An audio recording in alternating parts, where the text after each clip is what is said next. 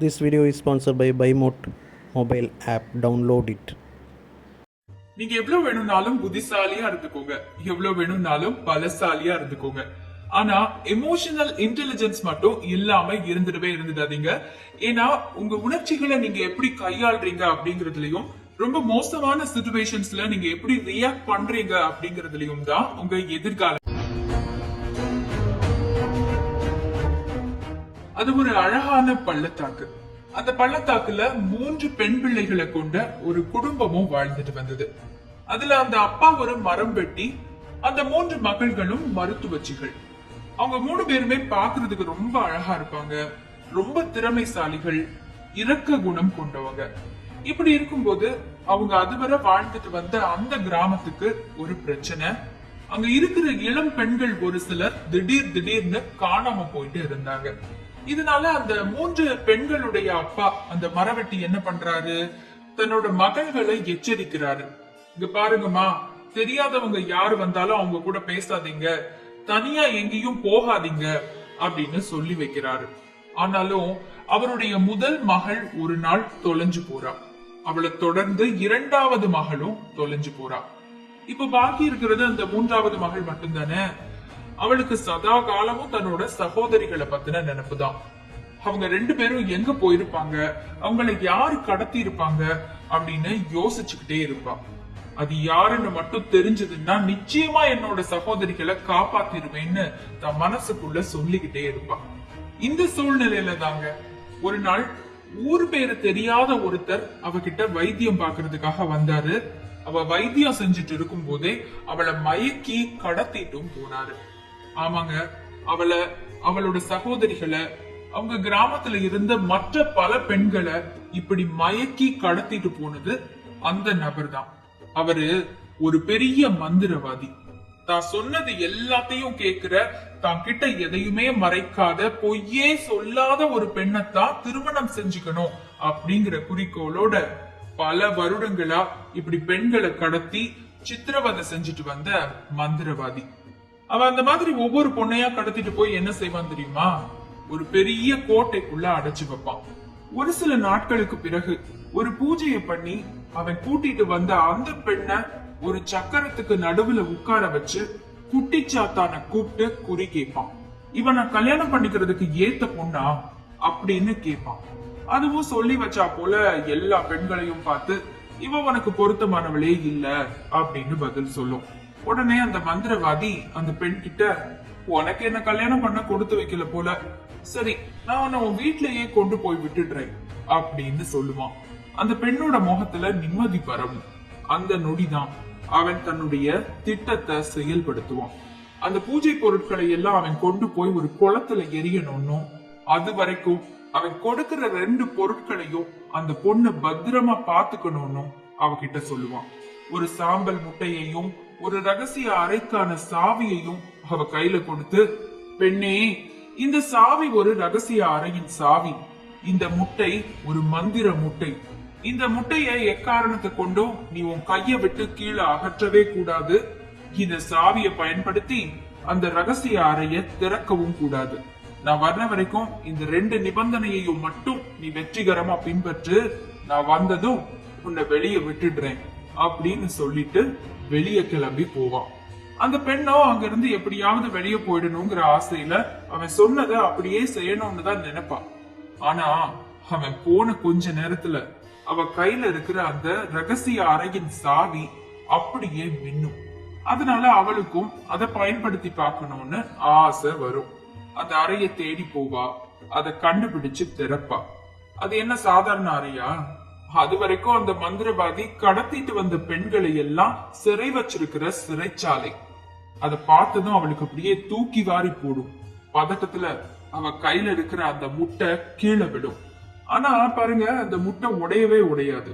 அவளுக்கு உடனேயே நிம்மதியா போயிடும். அந்த முட்டையை எடுத்து மறுபடியும் தன் கையில வச்சுட்டு அந்த சிறைச்சாலைய பூட்டிட்டு வெளியே வந்து நல்ல புள்ள மாதிரி உட்கார்ந்துருவான். அந்த மந்திரவாதி திரும்பி வருவான். அவ கையில இருக்கிற அந்த முட்டைய தான் கையில வாங்கிக்குவான். வினோதமா சிரிப்பான். அந்த சாம்பல் முட்டை அப்படியே செந்நிறமா மாறும். மந்திரவாதியோட முகமும் சிவக்கும். என்னையே ஏமாத்த பாக்குறியா? இந்த முட்டைய நீ கீழே போட்டிருக்க, அதுவும் அந்த ரகசிய அறைக்குள்ள வச்சே கீழே போட்டிருக்க, அதனாலதான் இது இப்படி செந்நிறமா மாறுது. இது எல்லாம் செஞ்சுட்டு என்கிட்ட பொய்யும் சொல்லியிருக்க இல்லையா? இதோ இந்த கோட்டையை விட்டு நீ வெளியவும் போக முடியாது, எங்கேயும் போக முடியாது, போ அந்த சிறைச்சாலைக்கு அப்படின்னு சொல்லி அவளையும் அந்த சிறைச்சாலைக்குள்ள அடிச்சு வைப்பான். இப்படிதாங்க அவளோட சிறைவாசமும் தொடங்கும், அவனோட அடுத்த பெண் தேடும் வேட்டையும் தொடங்கும். பாருங்களேன், தனக்கு வர்ற மனைவி தங்கிட்ட எந்த பொய்யும் சொல்லக்கூடாது, தங்கிட்ட எதையுமே மறைக்க கூடாது அப்படிங்கறத கண்டுபிடிக்கிறதுக்காக இப்படி ஒரு திட்டம். அந்த திட்டத்தோட அடுத்த பலியாடு அந்த மரவெட்டியோட 3வது மகள். அவளையும் இப்படிதாங்க அந்த கோட்டையில கொண்டு வந்து அடைச்சாச்சு. பூஜை நடத்தி குட்டிச்சாத்தாங்கிட்ட குறி கேட்டு அவ கையில அந்த சாம்பல் முட்டையையும் மந்திர சாவியையும் ஒப்படைச்சாச்சு. மந்திரவாதி கிளம்பி வெளியவும் போயாச்சு. ஆனா அந்த பெண்ணோட மனசுல ஒன்னே ஒண்ணு மட்டும்தான் ஓடிக்கிட்டே இருந்தது. தான் அக்காவை எப்படியாவது காப்பாத்திடணும் அப்படிங்கிற எண்ணம். அதை தவிர வேற எதுவுமே கிடையாது. அதனால அவ அந்த கோட்டை முழுசையும் ஆராய்ஞ்சு பார்த்தான். அவன் கொடுத்துட்டு போன ரகசிய அறையின் சாவியையும் பயன்படுத்தி அந்த ரகசிய அறைய திறந்தும் பார்த்தான். அந்த சிறைச்சாலையில அடைபட்டிருக்கிற பெண்களையும் அதுல தன்னோட 2 சகோதரிகளையும் கூட பார்த்து மனசுடைஞ்சு போனான். ஆனா அது எல்லாத்தையும் பார்த்த பின்னாடியும் ரொம்ப பொறுமையா அந்த மந்திரவாதி வர்ற வரைக்கும் காத்திருந்தா. அந்த மந்திரவாதியும் வந்தா. அவ கையில இருக்கிற முட்டைய வாங்கினா. வழக்கம் போல வினோதமா சிரிச்சான். ஆனா பாருங்க, அந்த முட்டை சாம்பல் நிறத்துல இருந்து செந்நிறமாலாம் மாறல. ஆமாங்க, அந்த முட்டை கீழே விழுந்தாதானே செந்நிறமா மாறும். அவதான் அந்த முட்டைய கீழேயே போடலையே. சொல்ல போனா அவன் தான் கையில அந்த முட்டையையும் ரகசிய அறையின் சாவியையும் கொடுத்த அடுத்த நொடியே அவன் தனக்கு ஒரு சோதனைய வைக்கிறான்னு அவதான் யூகிச்சுட்டாளே. அதனால அவ கவனமா தான் இருந்தா. அந்த அறைக்குள்ள போறதுக்கு முன்னாடி ஒரு துணிய வச்சு அந்த முட்டைய தன் கையோட கட்டி தான் வச்சிருந்தா. அதனாலதான் அந்த சிறைச்சாலைக்குள்ள போகும்போது அவ அதிர்ச்சி அடைஞ்சாலும் மற்ற பெண்களை மாதிரி கை தவறி அந்த முட்டைய கீழே போடல. அந்த முட்டையும் செந்நிறமா மாறி அவளை காட்டி கொடுக்கல.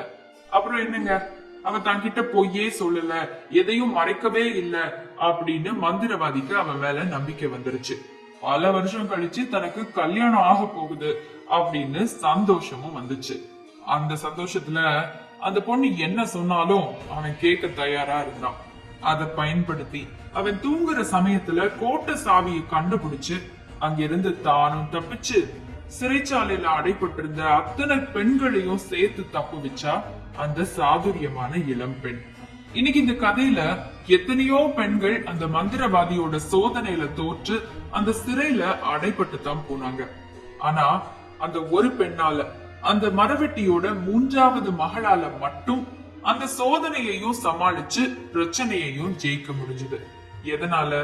தனக்கு வரப்போற இக்கட்டான சூழ்நிலைய, அந்த இமோஷனல் மொமெண்ட கொஞ்சம் முன்னாடியே அவ யூகிச்சதால.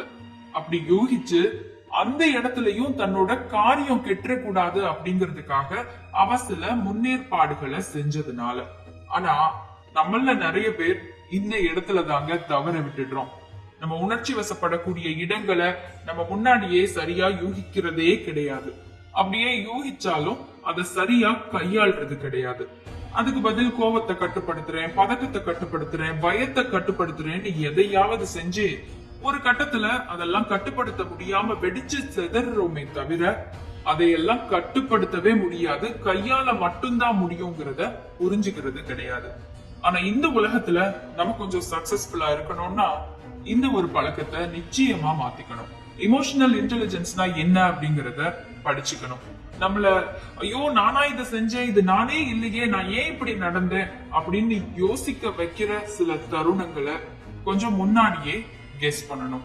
அதை கெஸ் பண்ணி அது வராத மாதிரி பாத்துக்கணும். அல்லது அது வந்ததுனாலும் நம்ம முக்கியமான காரியங்கள் அதனால கெட்டுறாதபடிக்கு முன்னேற்பாடுகளோட இருக்கணும். இதை மட்டும் நம்ம செஞ்சோம்னாலே போதும். இந்த காலகட்டத்துல இருக்கக்கூடிய நிறைய சூழ்நிலைகளை சமாளிச்சு நம்ம மேல வந்துடலாம்.